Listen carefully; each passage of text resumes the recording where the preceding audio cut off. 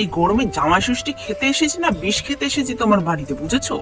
তুমি এমন করে কেন বলছো গো? তুমি তো জানো আমার মা বাবা গরিব, তাই বলে এরকম কথা শোনাবে তুমি এসেই? অবিনতি, এসেছিস মা তোরা?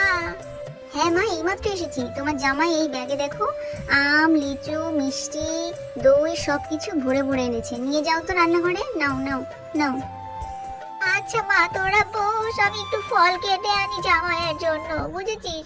শুনুন, আপনাদের ওই পচা কলা ফল দেবেন না, টাটকাগুলো এনেছি সেগুলোই দেবেন। আপনাদের ঘরে খেতে আমার ঘেন্না লাগে আবার। ঠিক আছে বাবা, আমি সেভাবেই দিচ্ছি বাবা, তুমি কিছু মনে করো না।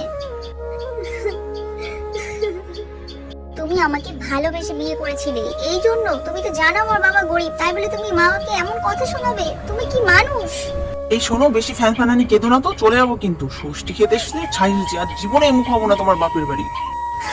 চুপ করো, তুমি একটু চুপ করো।